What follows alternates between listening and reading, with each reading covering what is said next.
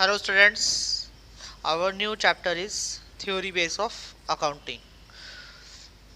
Learning objectives. After studying this chapter, students should be able to describe the meaning of accounting, assumptions and accounting principles. Explain the accounting standards and IFRS along with their objectives. Describe the basis of accounting. Distinguish between cash basis of accounting and accrual basis of accounting. तो ये हमारे topics थे जिसके बारे में हम इस chapter 2 में पढ़ेंगे कि क्या थ्योरी बेस क्या होता है अकाउंटिंग का। तो स्टार्ट करते हैं हम। हमारा पहला जो पॉइंट है, describe the meaning of accounting. We discussed in the previous chapter, accounting is concerned with the recording, classifying and summarizing of financial transactions and events and interpreting the results thereof. The main objective of accounting is to provide appropriate, useful and reliable information about the financial performance of the business to its various users to enable them to make judicious decisions. अब मैंने बताया था आपको users कौन कौन से होते हैं, एक्सटर्नल और इंटरनल यूज़र्स जो होते हैं उनके लिए ये वर्क करते हैं। तो this objective can be achieved only when accounting records are maintained on the basis of uniform rules and principles. जो अकाउंटिंग के जो ऑब्जेक्टिव्स होते हैं, जो हम रिकॉर्ड करते हैं ट्रांजैक्शन को, वो किस बेसिस पर होते हैं? वो कुछ रूल्स और प्रिंसिपल्स पर बेसिस होते हैं। Accounting principles, concepts and conventions are commonly known as generally accepted accounting principles, जिसको हम शॉर्ट में गैप भी कहते हैं, GAAP, गैप। इसकी फुल फॉर्म भी पूछी जा सकती है कि गैप की फुल फॉर्म क्या है। तो गैप की फुल फॉर्म है generally accepted accounting principles. Okay, और इसे क्या कहते हैं? ये जो मिलाकर के बनती है अकाउंटिंग, जो प्रिंसिपल्स होते हैं, कॉन्सेप्ट्स होते हैं और इसकी जो कन्वेंशंस होती हैं, उन्हें हम क्या कहते हैं? गैप कहते हैं। These principles are the base of accounting. और ये प्रिंसिपल किस पर बेस? अकाउंटिंग पर बेस होते हैं।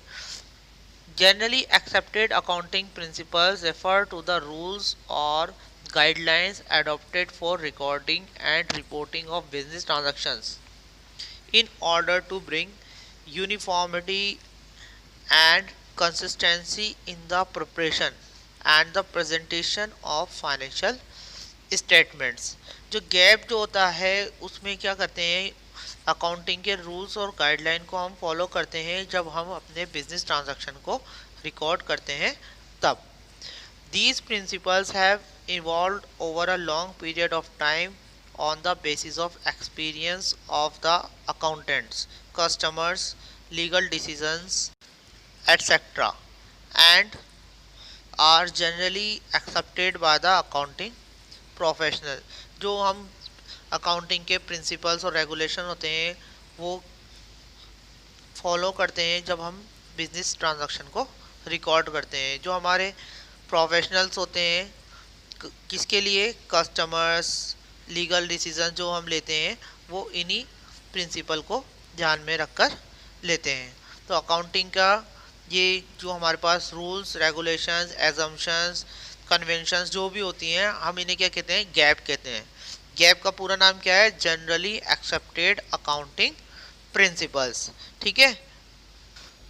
अब आप लोग कहेंगे सर इसकी कुछ एजम्पशंस भी होती हैं, तो क्या एजम्पशंस होती हैं सर, बताइए आप। तो इसकी जो एजम्पशन होती है, फंडामेंटल अकाउंटिंग एजम्पशंस, वो होती हैं 3।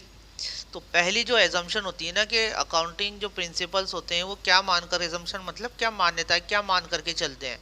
तो पहली जो एजम्पशन है उसका नाम है going concern assumption.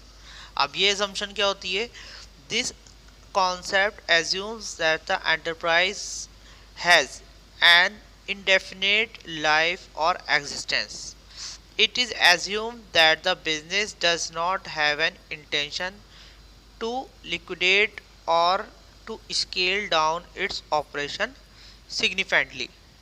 It means this assumption assumes that a business firm would continue to carry out its operation indefinitely. For example, for a fairly long period of time and would not be liquidated in the foreseeable future. This is an important assumption of accounting as it provides the very basis for showing the value of assets in the balance sheet. For example, when we purchase an assets, for example, a personal computer for a sum of rupees 50,000. What we are buying really is the services of the computer that we shall be getting over its estimated life plan, says 5 years. It will not be fair to charge the whole amount of rupees 50,000 from the revenue of the year in which the assets is purchased. Instead, that part of the assets which has been consumed or used during a period should be charged from the revenue of that period. The assumption regarding continuity of business allows us to charge from the revenues of a period only that part of the assets which has been consumed or used to earn that revenue in that period and carry forward the remaining amount to the next years over the estimated life of the assets. तो आपके समझ में आया है इस example से ये कहना क्या चाहता है? इसका मतलब ये है कि हमने जो एसेट्स परचेज किए, जो कंप्यूटर परचेज किया है, वो उसका यूज़ हम लॉन्ग टाइम करेंगे, तो उसकी जो वैल्यू है वो हमारे जो करंट पीरियड है उसमें टोटल ना करके जितना हमने उस एसेट्स का कंज्यूम किया है उतने अमाउंट ही हम क्या करेंगे, रेवेन्यू पार्ट मानेंगे और उसके बाद जो रिमेनिंग अमाउंट है उसको कैरी फॉरवर्ड कर देंगे नेक्स्ट ईयर के लिए. तो इसे हम गोइंग कंसर्न एजम्पशन या गोइंग कंसर्न कॉन्सेप्ट कहते हैं. अब इसमें क्या रिलेवेंस है, किसमें ये रिलेशनशिप बना सकते हैं? तो पहला जो पॉइंट है, first point, distinction is made between capital expenditure and revenue expenditure. कि हम इससे क्या कर सकते हैं कि कैपिटल एक्सपेंडिचर और रेवेन्यू एक्सपेंडिचर में डिफरेंस बना सकते हैं. ये मैंने बताया था आपको प्रीवियस चैप्टर में कि कैपिटल एक्सपेंडिचर और रेवेन्यू एक्सपेंडिचर क्या होता है. Second point is classification of assets and liabilities into current and non current. कि हम क्लासीफाई कर सकते हैं इस एजम्पशन के थ्रू कि कौन सी एसेट्स करंट एसेट्स होगी और कौन सी करंट लायबिलिटी होगी. Third point, depreciation is charge on fixed assets. Depreciation का मतलब होता है fall in the value of assets. कि हमने कोई एसेट्स फिक्स एसेट्स परचेज किए, अब उसकी वैल्यू में जितना डिक्रीज होगी, जितनी कमी होगी, उसे हम डेप्रिसिएशन कहते हैं. इसका चैप्टर है, हम आगे पढ़ेंगे. And fix assets appear in the balance sheet at book value without having reference to their market value. की उसकी वैल्यू कितनी है कि जिसका हमारा मार्केट वैल्यू पर कोई इफेक्ट नहीं पड़ता है.